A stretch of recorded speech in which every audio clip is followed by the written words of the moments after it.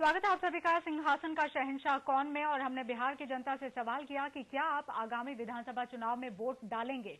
बिहार के मतदाता का जवाब जानने के लिए हम चलते हैं अपने सहयोगी शेखर के पास। शुक्रिया मीनाक्षी। जिस तरह से बिहार की जनता को जागरूक बताया जा रहा है लगातार कि वो चुनाव में बढ़ चढ़कर हिस्सा लेती है, लोकतंत्र के उत्सव में शामिल होना चाहती है, जैसे पहले सवाल से भी जाहिर हुआ। यहां हमारे पास नतीजे हैं इस पोल के। 83% लोगों ने कहा है कि हां वो चुनाव में वोट डालेंगे। 17% लोग ऐसे हैं जिन्होंने वोट न डालने का फैसला दिया है हमारे पोल में, यानी ये कहीं ना कहीं असंतुष्ट नजर आते हैं। इनका उस प्रक्रिया में विश्वास नहीं लगता है कि विधानसभा में जिस तरह से लोगों को चुनकर भेजा जाता है उसमें इन्होंने अपनी असमर्थता जताई है कि ये वोट नहीं देंगे। लेकिन 83% लोग ऐसे हैं जो बढ़ चढ़कर इस पूरे उत्सव में शामिल होने के लिए तैयार हैं। अबुल जी शेखर, हम इस पर चर्चा करेंगे। ये भी काफी बेहतर नतीजे हैं। 83% लोग हैं जो वोट डालना चाहते हैं, 17% वो लोग हैं जो वोट नहीं डालना चाहते। अपने मेहमानों से इस पर हम चर्चा करेंगे। फिलहाल आपको दिखाते हैं बिहार विधानसभा में बहुमत का ऊंट किस करवट बैठेगा। इसका ठीक पता तो 24 नवंबर को ही चल पाएगा। पर विपक्षी आरजेडी पहले फेज के चुनाव से पहले ही कुछ मुद्दों पर अपनी गलती स्वीकार करने लगी है। आरजेडी नेता रघुवंश प्रसाद सिंह ने कहा है कि कांग्रेस पार्टी से रिश्ते टूटने का नुकसान उन्हें होने वाला है। इतना ही नहीं, जरूरत पड़ने पर कांग्रेस से समर्थन लेने और देने की बात भी रघुवंश प्रसाद ने कही।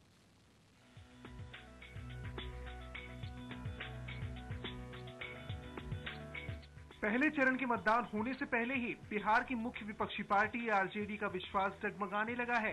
आरजेडी दबी जुबान से ये मानने लगी है कि कांग्रेस से नाता तोड़ने का खामियाजा पार्टी को भुगतना पड़ेगा। आरजेडी के वरिष्ठ नेता रघुवंश प्रसाद सिंह सरेआम ये स्वीकार कर रहे हैं कि कांग्रेस से अलग होने का नुकसान आरजेडी को उठाना होगा। जब खिलाफ में कांग्रेस पार्टी है तो वो अब नुकसान सबको होगा, कुछ हमको भी होगा, ज्यादा एनडीए को होगा।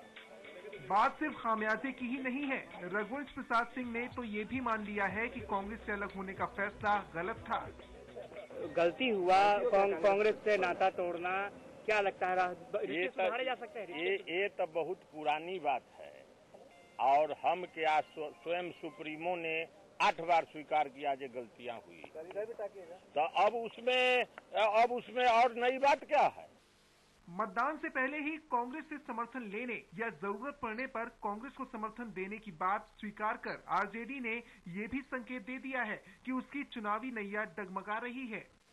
रघुवंश जी, तो माना जाए कि आंकड़े में अगर कहीं पीछे रहेंगे तो कांग्रेस का साथ लेकर सरकार बनाएंगे। मान लिया कि ये तो काल्पनिक प्रश्न है। हमारा पूर्ण बहुमत आ रहा है, किसी की जरूरत हमको समर्थन की नहीं लगती है। अब कोई संभावना होगी तो सेकुलर पार्टी से हमको समर्थन लेने देने में कोई हर्ज नहीं। आरजेडी के इस बदले सुर पर बीजेपी ने कड़ी प्रतिक्रिया दी है। बीजेपी नेता गिरिराज सिंह का कहना है कि कांग्रेस और आरजेडी आपस में मिले हुए हैं। 2000 में जैसे कांग्रेस 23 सीटों को लेकर के आरजेडी को सरकार बनाने में मदद किया, आज रघुवंश बाबू ने बोल ही दिया। इसलिए बिहार की जनता तय करेगी कि कांग्रेस और आरजेडी के नापाक मंसूबा है, जो हिडन एजेंडा है, जो फिक्स मैच है, इसको बिहार की जनता देखेगी। हैरानी की बात यह है कि सोनिया गांधी ने बिहार की अपनी चुनावी सभा में आरजेडी को खरी खोटी सुनाई है। ऐसे में आरजेडी के कांग्रेस राज के गहरे सियासी मायने हैं। कहीं ऐसा तो नहीं है कि आरजेडी इस दंगल में खुद को कमजोर महसूस करने लगी है। पटना से दिनेश आनंद और दीपू श्रीवास्तव के साथ ब्यूरो रिपोर्ट, सीएनईबी। प्रधानमंत्री मनमोहन सिंह, कांग्रेस के युवराज राहुल गांधी और कांग्रेस अध्यक्ष सोनिया गांधी तीनों ने बिहार की चुनावी सभाओं में नीतीश सरकार पर यह आरोप लगाया कि उन्होंने केंद्र द्वारा जो पैसा भेजा गया था उसका सही इस्तेमाल नहीं किया। बीजेपी ने इस मामले पर कांग्रेस पर पलटवार किया है। बीजेपी के प्रवक्ता रविशंकर प्रसाद ने कहा है कि कांग्रेस 1990 से लेकर अब तक का श्वेत पत्र जारी करे कि उसने बिहार के लिए कितने पैसे भेजे हैं। इस 20 साल में केंद्र से बिहार को कितना पैसा मिला और कितना उपयोग हुआ, इसका एक व्हाइट पेपर प्रकाशित करें। एक श्वेत पत्र प्रकाशित किया जाए डॉक्टर मनमोहन सिंह के द्वारा कि 1990 से केंद्र के द्वारा विभिन्न सरकारों ने बिहार को कितना पैसा दिया, उसके नॉर्म थे प्लानिंग कमीशन में, स्टेट को भी अपना पैसा लगाना पड़ता है, और कितने पैसों का उपयोग हुआ। तो आरोप प्रत्यारोप अपने चरम पर है बिहार में। और जैसा कि हमने ये रिपोर्ट दिखाई जिसमें रघुवंश प्रसाद सिंह आरजेडी के वरिष्ठ नेता कह रहे हैं कि हाँ, भूल हुई, कांग्रेस से नाता तोड़ना एक बड़ी भूल थी पार्टी की। इसके अलावा हमने जो सवाल अपने पोल में पूछा कि लोगों से, मतदाताओं से बिहार के, कि क्या आप वोट डालना चाहते हैं, 83% वो लोग थे जो कहते हैं कि हाँ वो वोट डालना चाहते हैं। 17% वो लोग थे जो कहते हैं कि उन्हें वोट डालने में किसी तरह की कोई दिलचस्पी नहीं थी। हमारे साथ कुछ खास मेहमान हैं। अजय मिश्रा हैं, वरिष्ठ पत्रकार हैं। गुलाम गौस आरजेडी नेता हैं, उनसे रघुवंश प्रसाद सिंह ने जो बयान दिया उस पर बात करेंगे। वरिष्ठ पत्रकार ब्रजनंदन हमारे साथ हैं पटना से। इसके अलावा हमारे वरिष्ठ सहयोगी अनुरंजन झा हमारे साथ हैं। अनुरंजन, सवाल पर आऊंगा जो इस न्यूज पोल में पूछा गया। आंकड़ा कौन सा आपको बड़ा लगता है? 83% आंकड़ा बड़ा आंकड़ा है या 17% का आंकड़ा जो नहीं देने वाले हैं वोट? ये 17% का आंकड़ा भी अबुल काफी बड़ा आंकड़ा है। अगर हम देखें इस आंकड़े को, 83% जनता कहती है कि हम वोट देना चाहते हैं और विश्वास करती है लोकतंत्र में। ये वो लोग हैं जो विश्वास नहीं रखते। ये इसमें कई सारे पहलू हैं। जब आप विधानसभा क्षेत्र में जाएंगे तो बिहार में और उत्तर प्रदेश में खासकर जातिगत राजनीति काफी देखी जाती है। जातिगत आंकड़ों का बहुत बड़ा महत्व होता है। यहाँ पे जो लोग ये कह रहे हैं कि हम वोट देना नहीं चाहते, चुनावी प्रक्रिया में भाग लेना नहीं चाहते, ये वो लोग हैं जो उन जातिगत समीकरणों से नाखुश हैं। वो बीजेपी के भी हो सकते हैं, जेडीयू के हो सकते हैं, कांग्रेस के हो सकते हैं, आरजेडी के हो सकते हैं।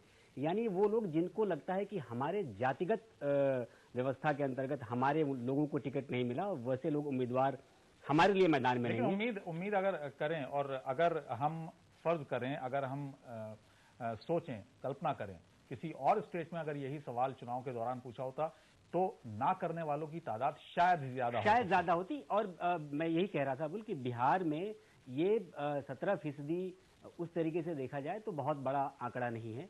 और 83% जनता अगर ये कहती है कि वो भाग लेना चाहती है चुनाव में, तो जाहिर सी बात है कि वोटिंग परसेंटेज आमतौर पे अगर 50 के आसपास देखा जाता है तो ये 60 के आसपास जाएगा। और 60 के आसपास का वोटिंग परसेंटेज एक अच्छा परसेंटेज माना जाता है। तो ये आने वाले चुनाव में डिपेंड करेगा कि हम किस तरीके से चीज़ों को देखते हैं, कि पोलिंग किस तरीके से हो रही है। इसमें वो लोग भी शामिल होंगे जो किन दूसरी वजहों से भी चुनाव को इग्नोर करते हैं।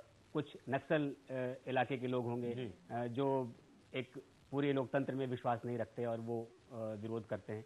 तो ये मिलाकर ये आंकड़ा उस तरीके से देखा जाए, खास तौर पे देखें 17% बहुत बड़ा आंकड़ा मुझे नहीं लगता। जी, आपसे चर्चा जारी रखेंगे और गुलाम गौस साहब का हम रुख करना चाहेंगे। आपसे हम यहाँ पर जानना चाहेंगे, जिस तरह से अभी इलेक्शन पहला फेज हुआ नहीं है, लेकिन उसी से पहले बैकफुट पर आप लोग नजर आ रहे हैं। जिस तरीके से अब कहा जा रहा है कि कांग्रेस से नाता तोड़ना हमारी गलती रही है, जबकि इसके उलट तीनों दिग्गज अगर हम देखें वहां पर चुनावी सभाएं करते हैं, रैलियां करते हैं और वो आपसे दूरी निरंतर बनाए रखते हैं। सबसे पहली बात कि हेलो जी बताएं। हेलो जी सुन रहे हैं हम, आपको बताएं। हाँ, सबसे पहली बात कि रघुवंश बाबू ने जो कुछ कहा वो अपनी उनकी व्यक्तिगत राय है। हमारे पार्टी का कोई ऐसा स्तर नहीं है। और उन्होंने अपने खुद वक्तव्य में कहा है कि हमको अपने खुद बहुमत मिलेगा, हमको किसी की मदद लेने की जरूरत नहीं है। जो खुद बेचारे बेसहारे बने हुए हैं उनका किसी को मदद करेंगे। नहीं गुलाम साहब, देखिए आप पार्टी चुनाव में है, जाहिर सी बात है हर नेता पार्टी का यही कहेगा कि बहुमत मिलेगा। लेकिन ऐसे में जब तो आप लोग सुनिए ना, मेरी बात सुन लीजिए। आप लोग तो हमेशा अंदाज लगाते रहते हैं। 95 में सर्वे करा के आप लोगों ने हम लोग को 65 सीट दिया था, हम लोग 117 सीट पाए।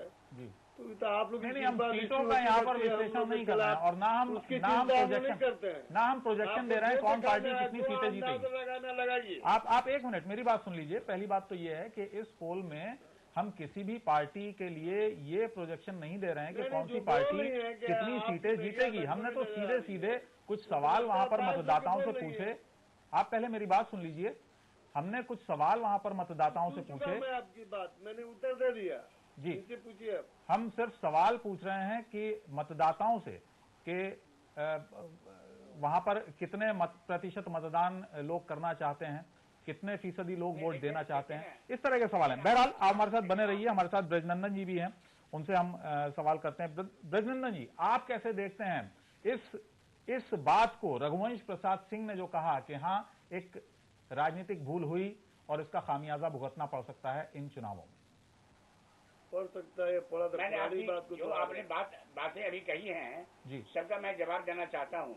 जी बताएं। बिहार में जैसा आपने बताया कि 5 करोड़ से अधिक मतदाता हैं, तो आपने कहीं सर्वे किया और सर्वे किया, बल्कि एक विधानसभा क्षेत्र का भी सर्वे नहीं किया, आधी से भी कम जो जनसंख्या है उसके बीच में सर्वे किया, और आपने ये तय कर लिया कि मतदाता भाग रहे हैं चुनाव से। दूसरा, हमने नहीं कहा कि मतदाता चुनाव से भाग रहे हैं। ब्रजनंदन जी, ऐसा नहीं कहा कि मतदाता चुनाव से भाग रहे हैं। बहुत बड़ी तादाद 83% लोग हैं जो कहते हैं कि हम वोट देना चाहते हैं, हमारा विश्वास है लोकतंत्र में। हमने कब कहा कि चुनाव से लोग भाग रहे हैं? का कहना है कि 17% कहना है कि वे चुनाव में भाग नहीं लेंगे जी। या आप अगर इसका आंकड़े देखें तो 66 के बाद जितने चुनाव हुए उसमें यही कमोबेश आंकड़े रहे। आप 66 जब से बिहार में गैर कांग्रेसी हुकूमतें आई तब से लगभग यही स्थिति है। अनेक समस्याएं हैं, लोग भागना चाहते हैं, पानी की, भोजन की, नौकरी की, बिजली की, सड़क की, अनेक समस्याएं हैं। और जो समस्याओं का समाधान नहीं होने पर जो वर्ग बहुत दुखी है, जिन क्षेत्रों में विकास नहीं हुआ, स्वाभाविक है तो वहाँ के लोग वही हम जानना चाह रहे हैं कि ऐसा वर्ग अभी भी अछूता क्यों रह गया, क्यों वहां तक विकास नहीं पहुंचा, जबकि अब तो बहुत सुशासन का दावा किया जा रहा था। बावजूद उसके भी अगर 17% लोग ये कहते हैं कि हम वोट के लिए नहीं आएंगे, तो ये अपने आप में बड़ा आंकड़ा है। हम चर्चा लगातार जारी रखेंगे और हम आपको लगातार ये बता रहे हैं कि बिहार विधानसभा चुनाव से पहले का सर्वे हमने किया है और हम आपको ये बता रहे हैं कि अलग अलग मुद्दों पर वहां के लोगों की राय क्या है। लेकिन इस सर्वे का सबसे बड़ा सवाल ये था कि कौन बन सकता है बिहार के सिंहासन का शहंशाह। हम आपके इस सवाल का जवाब भी देंगे, लेकिन उसके लिए आपको करना होगा बस थोड़ा सा इंतजार। हम आपको इस कार्यक्रम के आखिर में ये बताएंगे कि आखिरकार किसको मिल सकती है बिहार की कमान।